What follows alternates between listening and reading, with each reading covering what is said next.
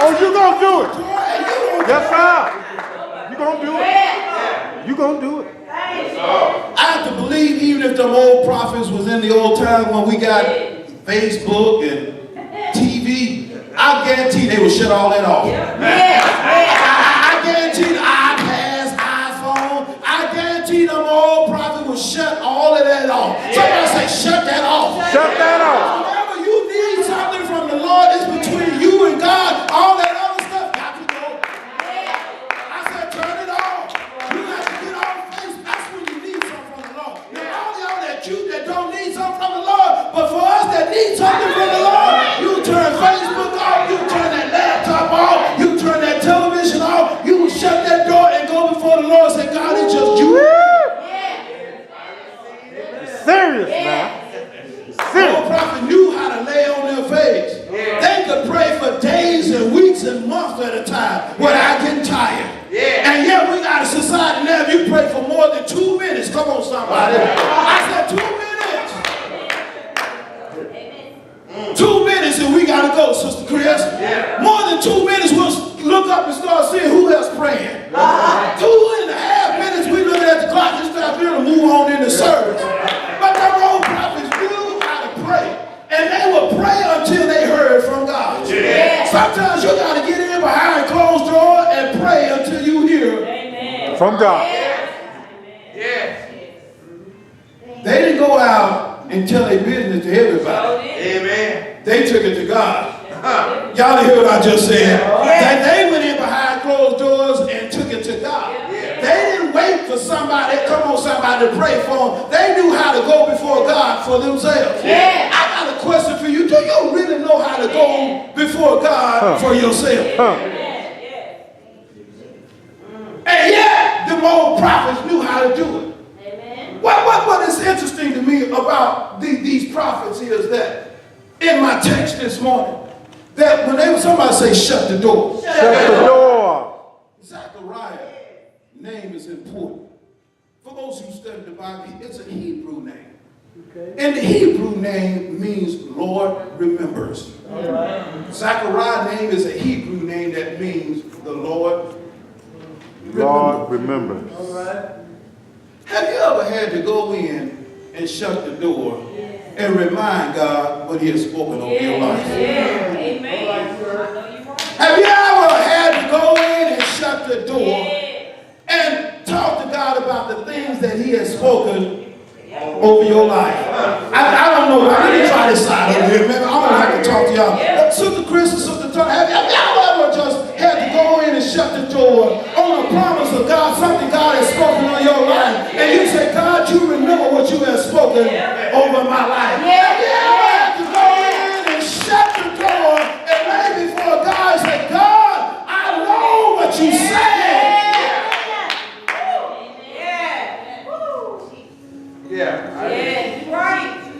And old prophet Zechariah had to go behind closed doors. And say, God, I know what you said. And though you say one thing, my circumstances look like it's totally different. Have you ever had God to speak something over your life and your circumstances say one thing? And the reality says something else? What do you do when you know God's all of His promises are yea and amen? But it doesn't seem to be coming to pass. Old prophet, God spoke to them old prophets and says, this is what I need for you to tell the people. He says, for all the ones who waited on the promise, He says, I need you to go gather them up and tell them it's about to rain.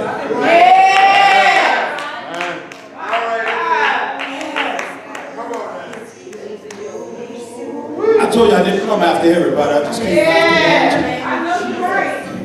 you. He says, tell them. Tell them, Pastor. I know what I've spoken over your life.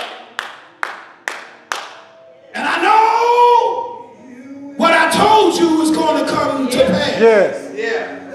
You've been behind closed doors.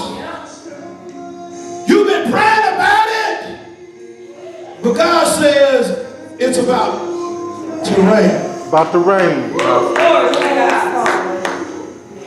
The Bible says in Zechariah, that old prophet said, God told him the first thing that has to happen is you're going to have to ask for the rain. God said if you would ask for the rain, Yes. he said he's going to allow the storm clouds to roll in. Huh. He said, I'm not going to do it unless you open your mouth and ask for it. You said, well, Pastor, why is it important to ask for the rain? Most of you are praying the wrong prayer. Many of you are praying and asking God about the promise. God has already planted that seed in you. Y'all didn't hear what I just said. The promise is already there. Stop praying for the promise. That old promise says, stop praying for your promise. That old prophet told us in the text this morning, he said, what you need to be asking for is the rain. And the rain is what's going to release the harvest that's over that seed. Let me know somebody here this morning. He said, you need to ask for the rain. And God said, if you ask for the rain, everything that I've spoken over your life will come in a season. He says, he said, get ready. And I'm going to bless you with showers. Yes. With an S. Showers. Shower. Lord Jesus. Says when you lay on your face and ask for the rains, I'm going to let the clouds roll in. It's going to be enough showers with an S that everybody that's connected to you going to feel the rain.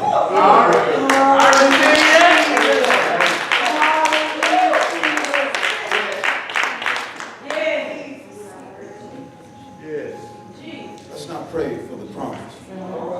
Because the moment God spoke it, Yes. it is so.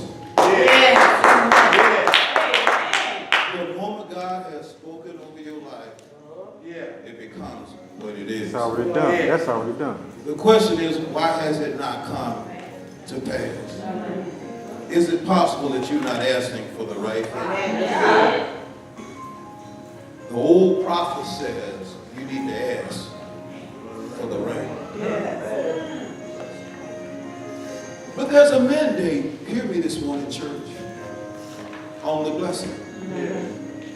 In chapter 14, in verse 16 and 17, here's the mandate on the blessing.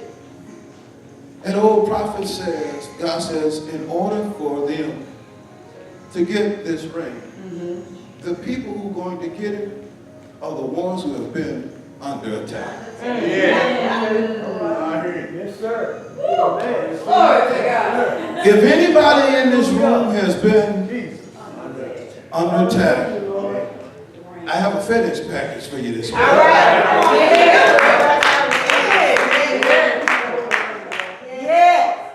The reason why the enemy has attacked you, he can't stop the rain, so he's trying to stop you. If he can get you to throw in a towel, put a bucket up, and go in the house, you won't feel the rain.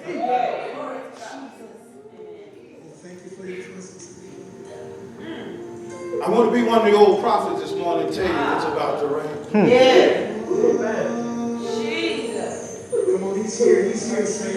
Everything you've been praying about behind closed doors, you know it's coming from God. I don't care how many people in here, my assignment is not for all of you. I'm like that old prophet who came to my house when I was 12 years old. God said, if you would just get on your face this morning and ask for the rain before the year is out. For the Bible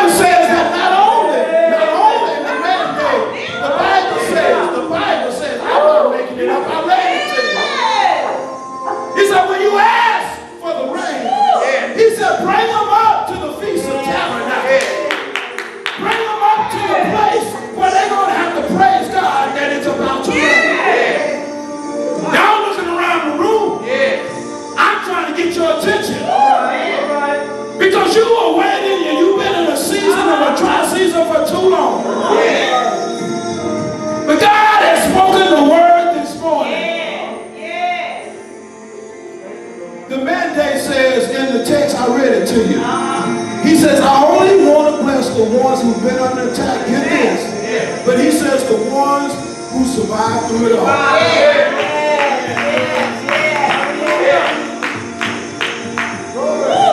God said He's going to rain on you. For all of you where they talked about you. God said He's going to rain on you when people walk out of your life. God said He's going to rain on the ones that have been walking by faith. God said He's going to rain on the ones who've gone through a period where you didn't know how things was going to turn out. God said this morning He's going to rain on the ones who survived it all.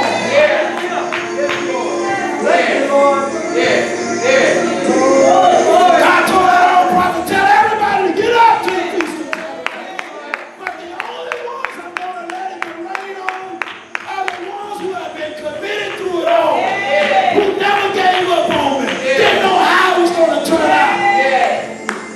God said it's your season. God said it's your season. I said God said it's your season. Somebody should say, Pastor, I receive that. God said it is your season. If you have been unusually under attack, that's because God is about to let the storm clouds roll in.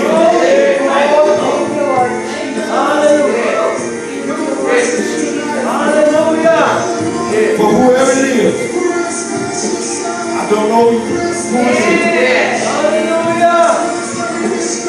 But God says this morning, there's showers of rain. In the midst of those showers, it's going to be enough rain. Get this. That in the 7th year, for 6 years, they're going to gather up the harvest. And there's going to be a season and they don't even have to work.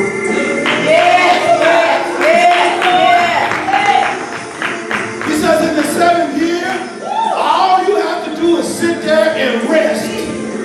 Rest in it.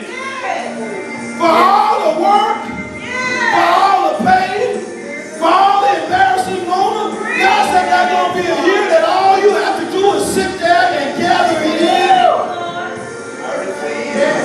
and rest in it.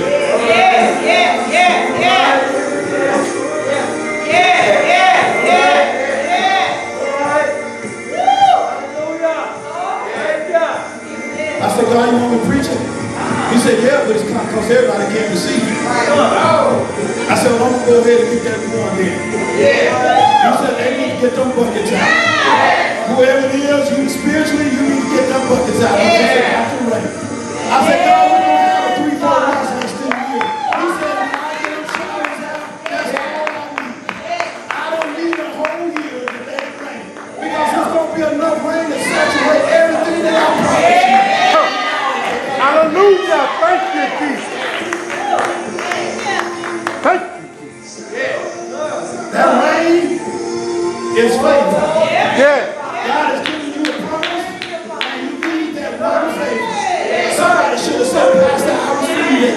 For somebody in this room, you've been praying about a promise or a gift or another. God said He's going to allow the rain that it will open up doors.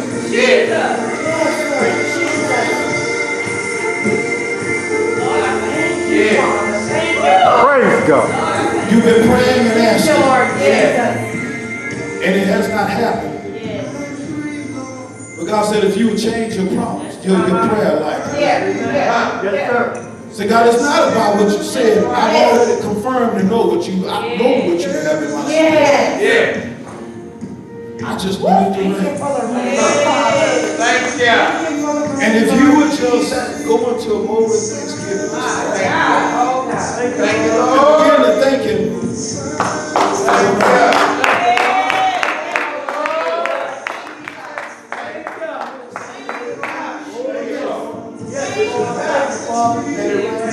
Thank you, Lord.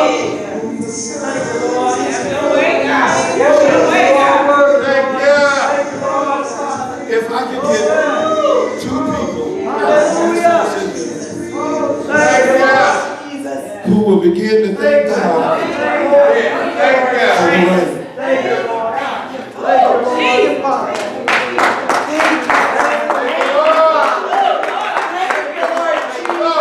That's about 35 cents.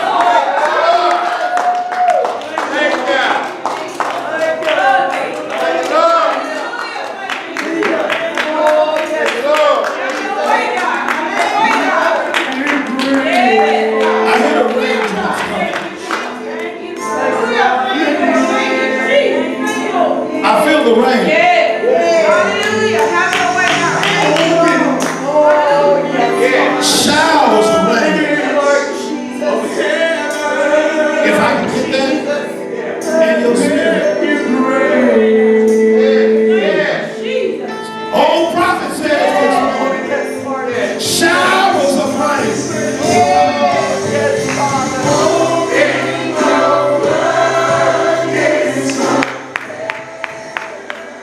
Somebody ought to raise their hands and say, God, let it rain.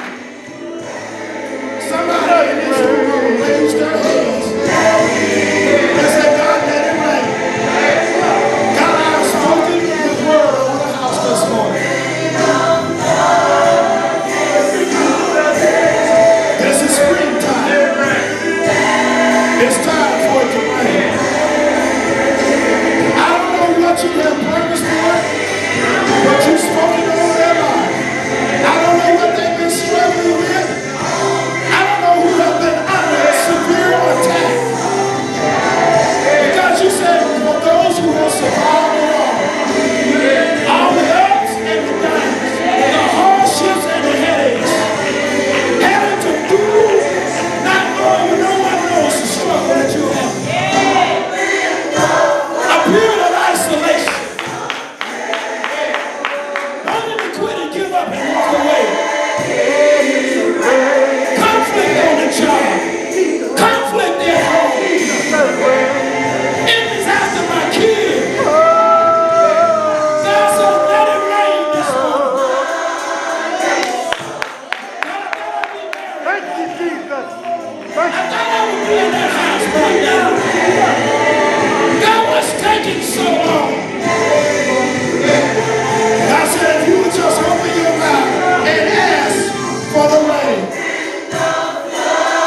He said he'll allow the thunder clouds to roll in.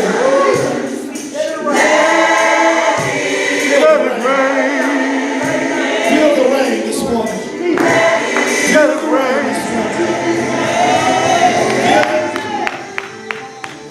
Feel it so your kids can feel it. Feel it so your husband can feel it. Feel it that generation behind you. Feel it. Feel it. Feel it. The showers are flowing in here this morning. You got to come up. And he says, for all the ones that will come up to the Feast of Tabernacle and won't say nothing, you get no rain.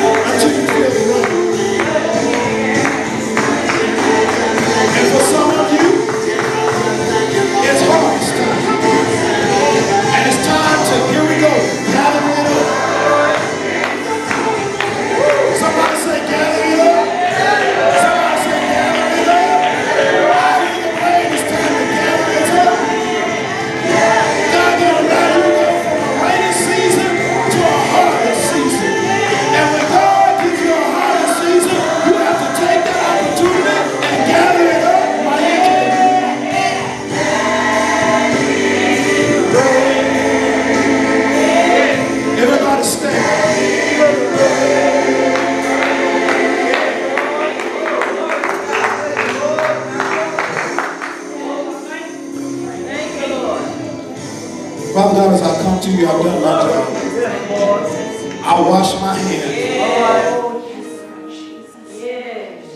I'm washing my hands of it.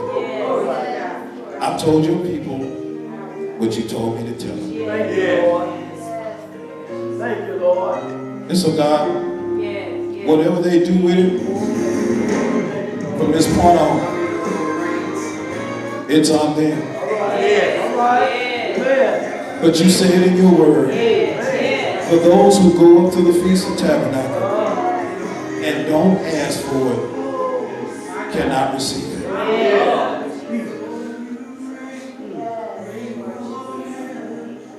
And many of you have been unusual attacked in your health, in your finances, in your mind, in your family.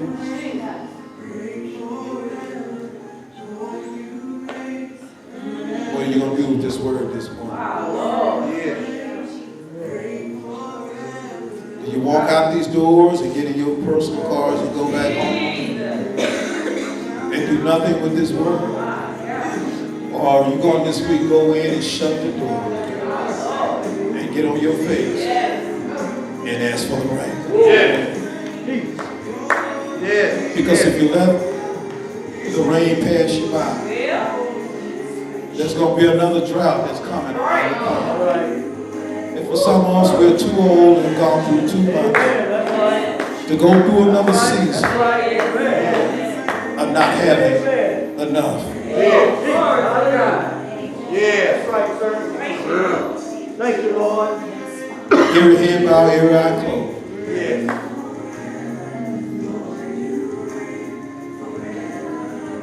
God, as I stand here alongside the old prophets like Zechariah and Jeremiah, Isaiah and Samuel, one thing is clear, that whenever you speak a word through those prophets, it always comes to pass. And I read to them what the old prophet Zechariah said about their situation.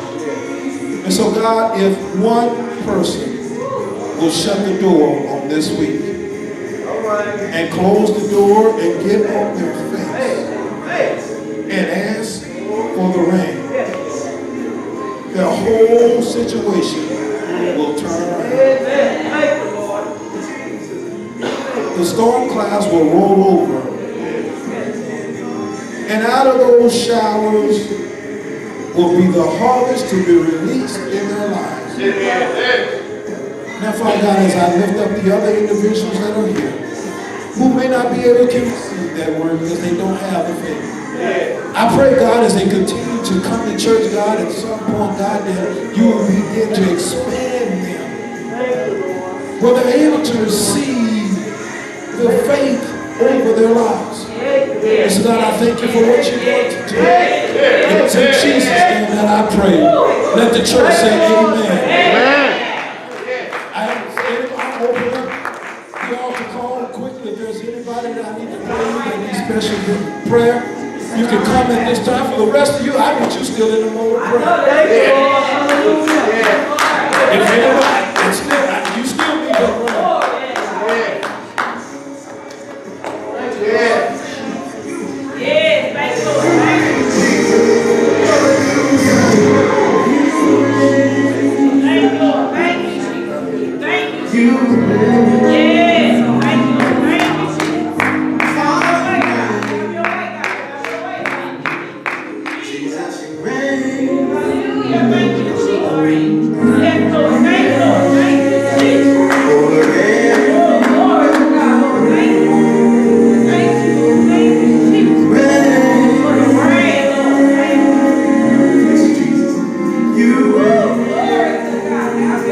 Worshipers join in.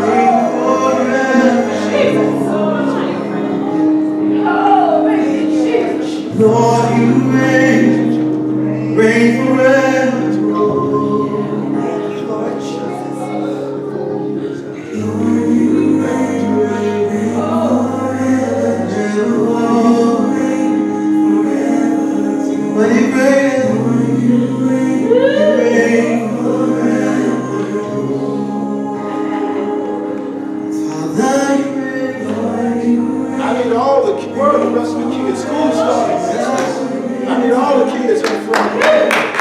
All the kids in front. Any other kids that started school? Can y'all point this way, please?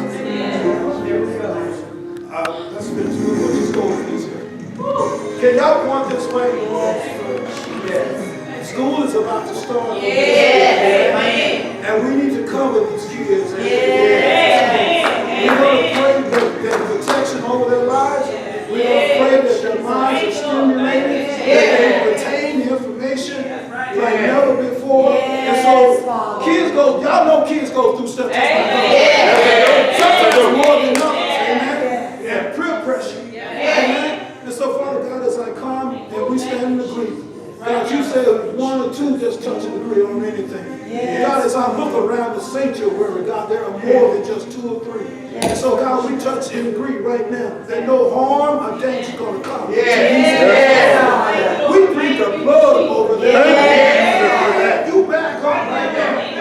I serve you, notice you cannot have these folks. You get out of here while you can. And so, God, we just touch and agree that you will stimulate their minds, keep them safe, that no harm or danger will come to them, that this will be the best year they've had since they've been attending school. And we will give you the praise and the honor and the glory for it. In Jesus' name that I pray. That's everybody.